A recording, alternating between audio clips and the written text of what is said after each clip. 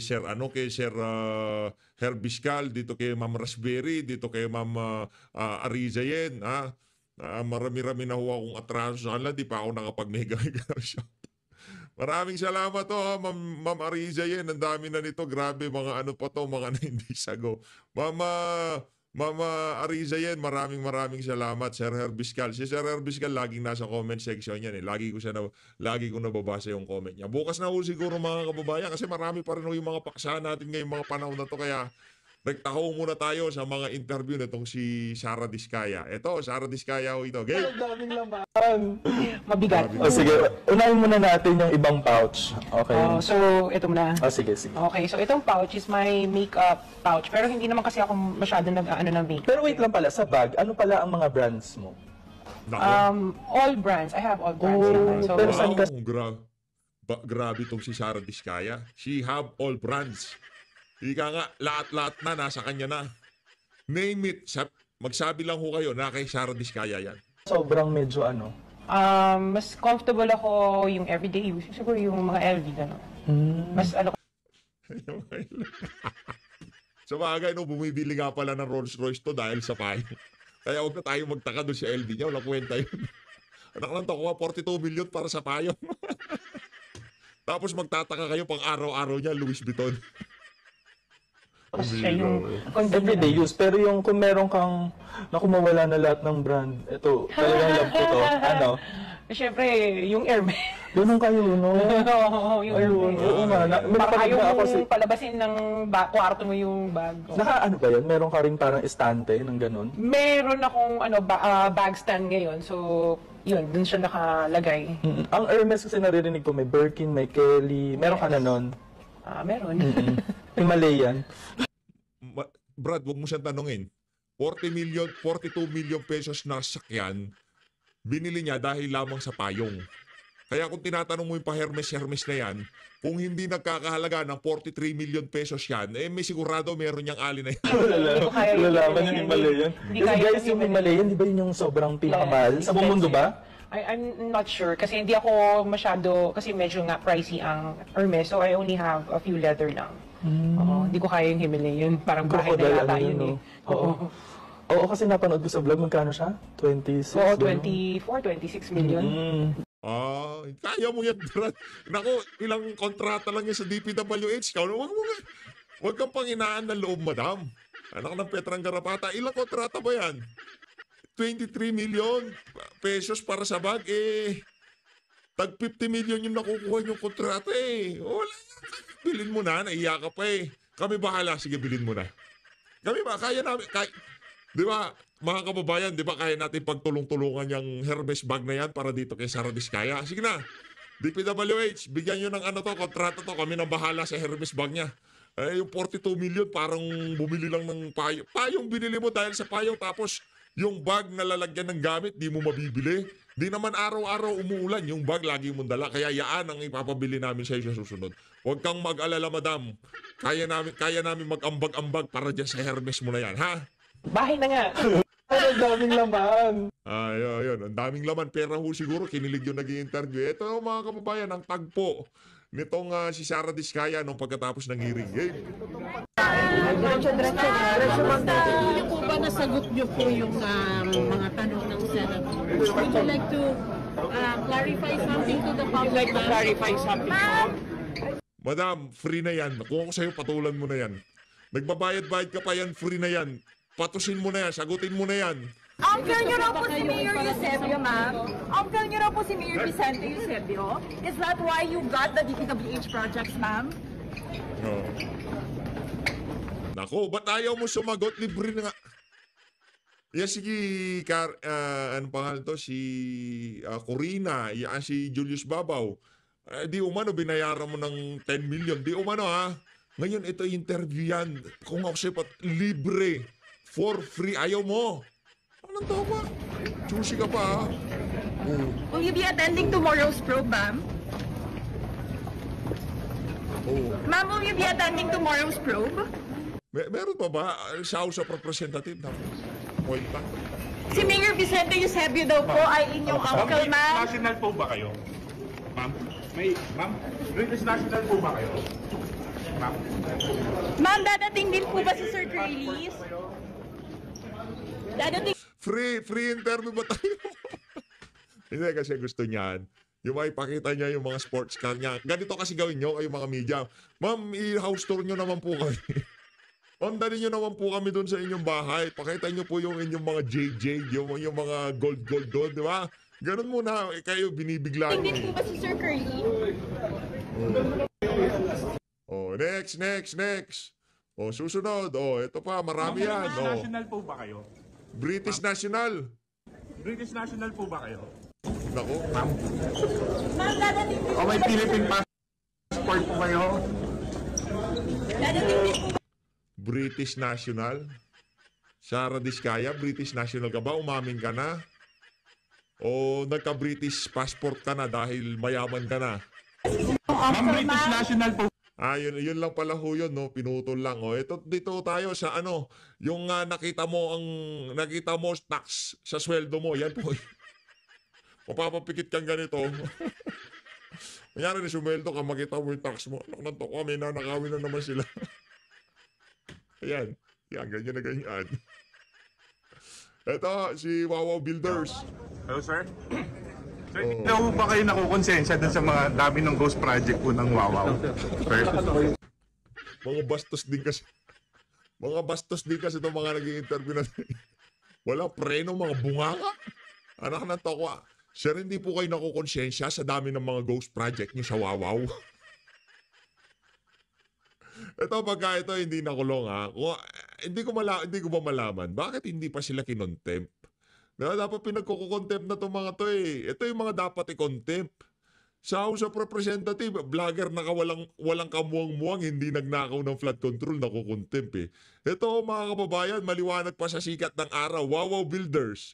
Oh, maraming ghost project. Contempt! Ayaw sumagot. Anong grounds? Ayaw niyo sumagot. Oh, nagsisinungaling. Ganun lang naman yun eh. Oh, Wawaw Builders. May ghost project ba o wala? Sagot ulit. Pagka hindi ka sumagot, may ebidensya ako. Pagka hindi ka pa sumagot ulit, i-contempt kita. May ghost project? Wala. Last na lang. Pagka nagwala ka pa dito, contempt ka na. May ghost project? Meron o wala? Wala. Diba? Direktang move ka na nun. Direktang contempt na. Wala na maraming cheche-bureche. Diba? Baba na si Senator Jinggoy. Siyempre, Inglesero yun. No? Mr. Chair, I move the general manager of Wawaw Builders will be cited in contempt. Ayaw niya sagutin yung ano ko. Wala na, ubus na. Ang gandun lang talaga. Ito mga kababayan, rekta na ho tayo dito sa Senator Bato de la Rosa. Itong si Senator Alan Peter Cayetano. Magtatanong ho siya dito, kaya isasama natin ang video na. Okay? Thank you, Mr. Chairman. Since andito yung BIR, Commissioner, may this committee know kung among the 15 contractors, sino-sino dito yung mga top taxpayers. Kung meron kayong records dyan, sino-sino nagbabayad o kung sino nagbabayad ng tax at magkano ang binabayad nila. Yes, Mr. Chair. As far as yung ranking is concerned, we currently don't have that kung anong in terms of top taxpayers sila. No? But definitely registered naman and merong mga payments and siguro because of 270, we cannot disclose the amount of taxes that they've been paying unless andito naman sila kung willing silang i-waive yung Section 270. So you cannot provide this committee? In executive session na. Executive session? Yes, Mr. Chair. Mr. Chair, may we know from BIR in the next hearing kung magkano ang binabayaran nitong 15 construction companies na tax. Yun lang ang hihingin ko, Mr. Chair. Ma'am, bibigay mo next hearing? Madala mo yung data? At kung gusto mo, executive session? Kaya mo? Executive, because that's a condition for Section 270, unless they waive their right to against the confidentiality under Section 270. Do you think ganitong hearing hindi yan magiging exemption? Hindi po, nakalagay po, executive session po. Executive session. Yes, So i-ready mo next hearing, ha? yes, Mr. Mr. Chairman. Thank you. Thank you, With Mr. the Chair. permission, Chairman Bato, just on that point, Mr. Yes. Chairman. Mr. Chairman, just on that point. Yeah. Mr. Chairman, good afternoon, Mr. Commissioner. I think we have a different view. If you look at jurisprudence and dun sa Article 270, pag in-order ng Presidente or congressional hearings, you can disclose. What 270 prohibits is the unauthorized disclosure by a BIR employee. But when Congress asks you to disclose, you can disclose without liability.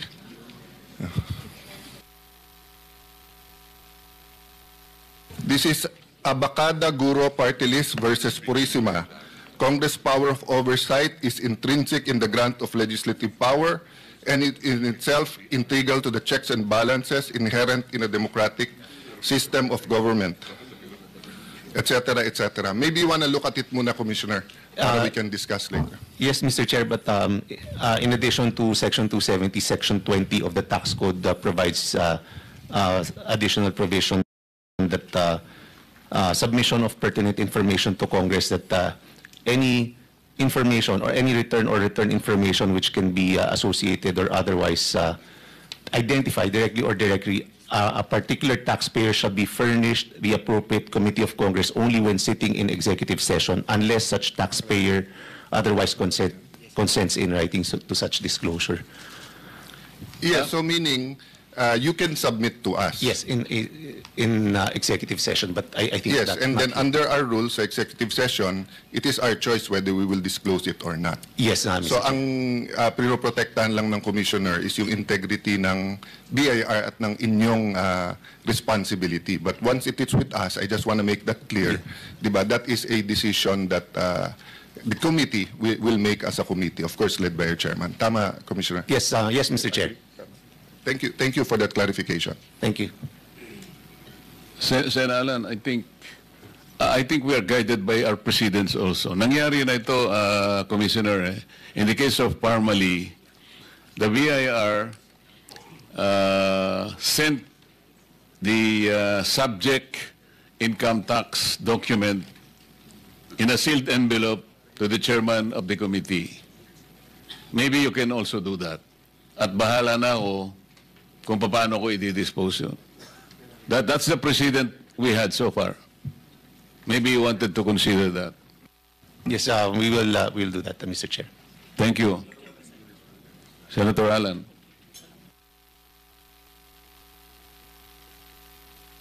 Yes, Mr. Chairman. Of course, we'll be guided by jurisprudence. My personal feeling is that assessment is Congress can compel. But of course, we shouldn't violate the law. We should follow it. But a good compromise nga is that we will consider it a constructive executive session that the BIR Commissioner turn over to you with the condition that it will not be released unless we follow our rules and vote that it be released, but it will be for the perusal. And of course, we thank the Commissioner for doing the research on it. I don't think you were compelled. No, it was an initiative on your part. No?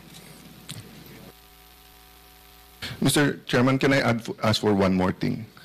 Kasi ang mga LOA is flying left and right. And of course, you're more than meeting your target. And of course, in the other room, happy everyone dun sa, bitin pa rin yung funding, but you're doing your part sa BIR. So can you also add in your submission, not today, yung itong top 15, or if you wanna go beyond the top 15, na LOA din ba kaya itong mga to? Para alam din natin na, kasi may question na on supervision ng DPWH, may question na yung COA, nabantayan ba? So let's look also on the BIR side for your guidance and our guidance na rin, Commissioner. Thank you, Mr. Chairman. Yes, Mr. Chair. Thank you. Are you done, Senator? Yes, okay. Soto, Minority Leader. Thank you, Mr. Chairman. I would just like to place on record in your committee a quotation. Quotation. Oh, bagay na bagay doon sa mga ibang kasama natin dito ngayon eh. We are living in a time where some people Yan ka na naman eh. Siguro hindi pang Little Miss Philippines yan, Soto, ha? Baka pang Little Miss Philippines na naman yan. All are proud of what they should be ashamed of. Thank you. Sino ang gumawa nun? Para ikaw yata yun. Thank you very much, Minority Leader. Before we... Okay. Thank you, Mr. Chairman. Can you show the slide? DPWH? Yes, Ma'am Yusek. Every year tinatanong ko to and every year sinasabi nyo na harmless ito at mistake lang ito. Pero every year rather than natatanggal, dumadagdag. So Mr. Chairman, Mr. Minority Leader, if you look in our slides, nung GAA ng 2023, 2.77 billion, ang double, exactly the same, ang nasa GAA. Bringing up natin to sa committee hearing, pero hanggang sa final version, meron pa rin natira. 2024, imbis na nabawasan, 3.48 billion ang double appropriation. Binanggit ko rin ulit to, sabi ulit ng DPWH, aayusin din nila. 2025, 78.5 billion ang double appropriation. So can you go to the next slide? Next slide ulit para... So these are the examples, Mr. Chair, no? Makikita mo, sorry po, malit lang dito, but exactly the same project, exactly the same amount.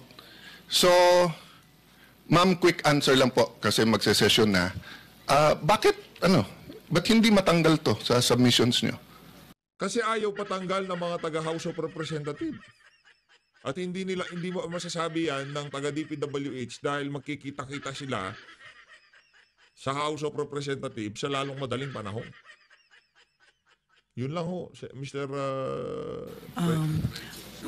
Your Honor, Mr. Chair, sa National Expenditure Program po, pagka sinabit namin sa DBM at may na-catch kami pareho na double appropriation or pareho na exactly yung project name, ay kinokorek na po namin through submission of errata. Ma'am, that's never. Ako po ang nagbe-bring up dito and then si Senator Coco. Opo. Pero sa final version, hindi pa rin na-correct.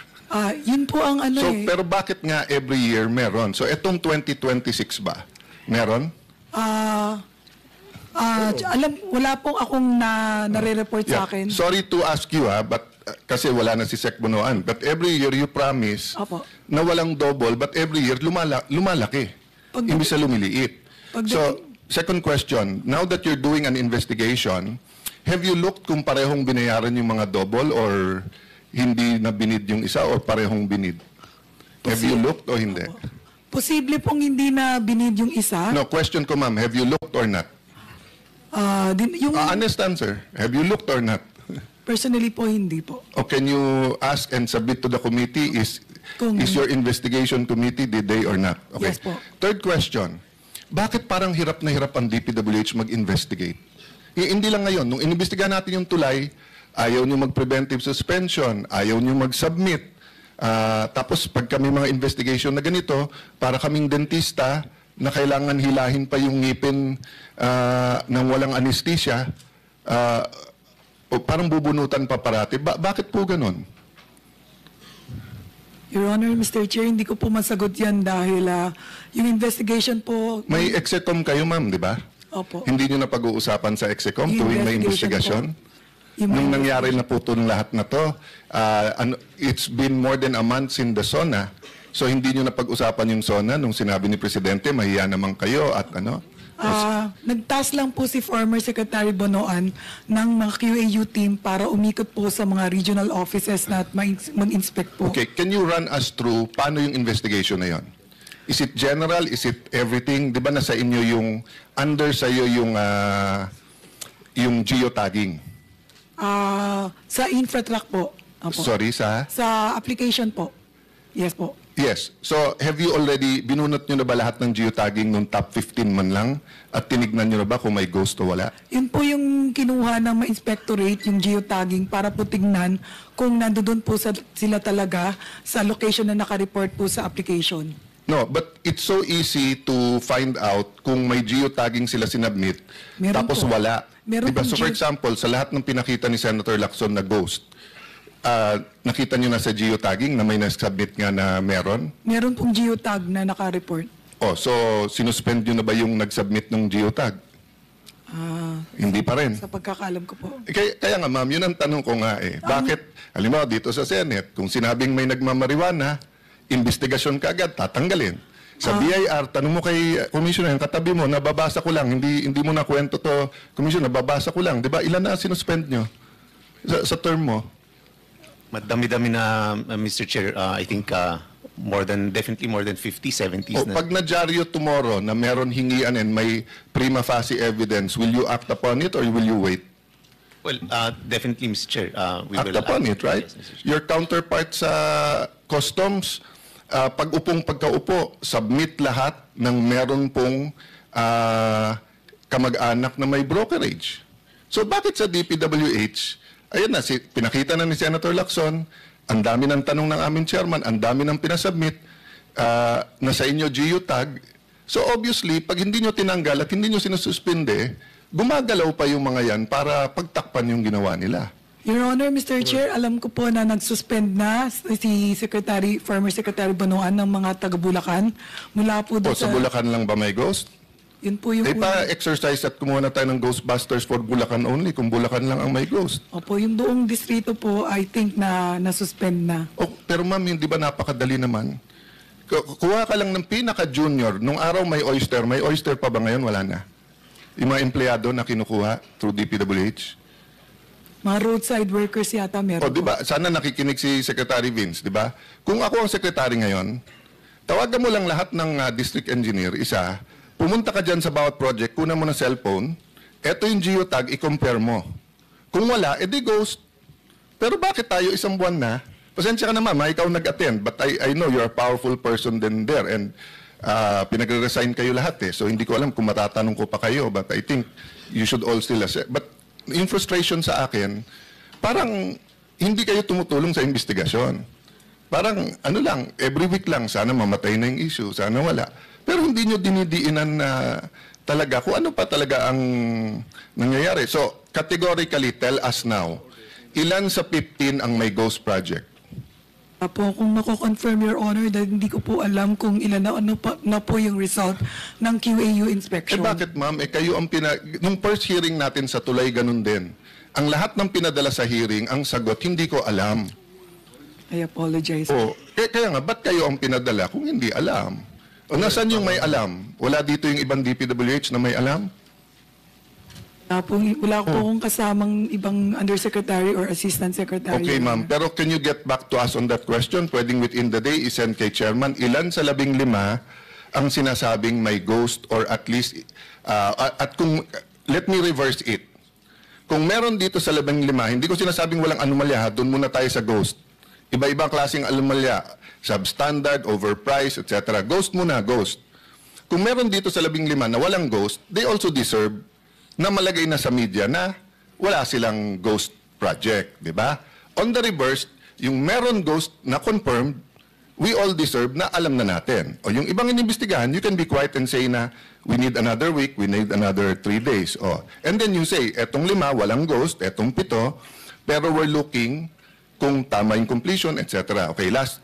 Paano natin alam pag nagamit yung lisensya? Nagamit lang nung iba yung lisensya. Wouldn't know, Your Honor, Mr. Ma'am, alam mo, nung tumakbo pala akong congressman, tinanong ako, Chairman, ministro pa nagtanong sa akin. Ang tanong sa akin, Sir, marunong ka ba mandaya? Nagulat ako, ministro nagtanong sa akin eh. Sabi ko sa kanya, Sir, padadayain mo ako. Sabi niya, hindi. Kailangan alam mo kung paano nandaya para maprotektahan mo sarili mo, hindi ka idadayain. Bakit ka namin susuportahan kung magpapadaya ka?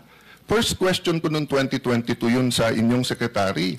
Alam mo ba kung paano korapin ang mga projects ng DPWH? Ayaw sagutin.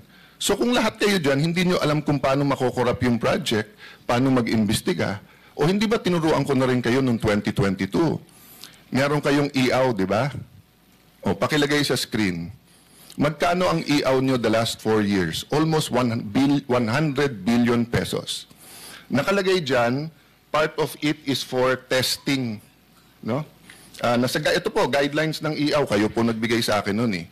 Sabi ko sa inyo, I will not move for its abolition. This is Chairman, 1% to 3.5%. Yung computation ko is based on an average of 2.5%. Yung dun sa lang, yung 100 million na slide.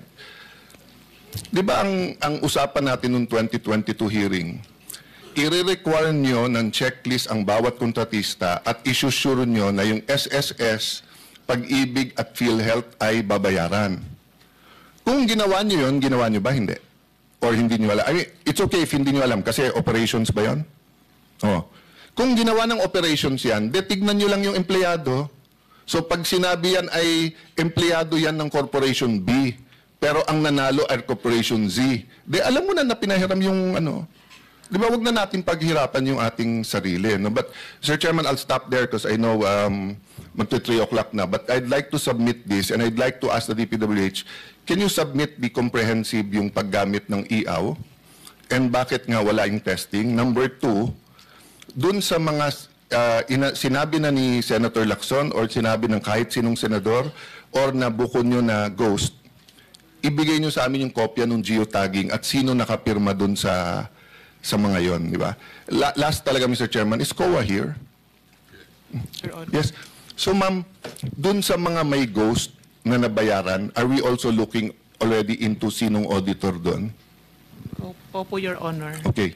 So, I'll stop there, but can you brief us on that? And same naman na sinabi ko, no? If the BIR is proactive, the customs is proactive, alam naman natin yung top 10 na at least perception-wise, tingin ng tao corrupt. So, double, triple time tayo doon. But you're doing something internally na rin, no, ma'am? Meron po. Meron na rin, ma'am. Okay. Thank you, Mr. Chairman. Thank you. Ayun na nga mga kababayan, dito na una tatapusin ang ating reaction video. Maraming salamat po sa pag-support sa PH Update. Mag-ingat po kayo lahat. Mahalin natin ang Pilipinas. Dito na ako tayo kay Senator. Maraming salamat, Mr. Chairman. At ang una kong itatanong, hindi ba may mga audit mechanisms ang DPWH? Sinabi na ni Jose Cabral yung internal audit. Ano po yung QAU, CPES at PCMA? Parating nababanggit. At sino ba in charge nito? Bakit kinailangan pa na magtatag ng Anti-Corruption Task Force? Pumalya ba lahat ng audit mechanism ninyo? Anyari dito sa mga QAU, nasa ilalim ng plantilla po ninyo, CPES, PCMA. Ang QAU po ay pinamumunan po ng mga miyembro ng mga technical services, yung Bureau of Maintenance, Construction, BQS at BRS, Bureau of Design po. Sila po ay mayroong team na kinikreate para mag-inspeksyon. Meron po sa central office, meron din po sa regional office. Sa pagkakaalam ko po, the regional office are tasked to inspect yung mga project na district. Meron ang central office po. Hindi, nakakapagtaka kasi dahil may QAU, sinabi nga ninyo, kabahagi nito, may design, etc. Bakit sunod-sunod yung mga Kabagan Bridge disasters? Ano nangyari? Hindi dumaan yan sa QAU?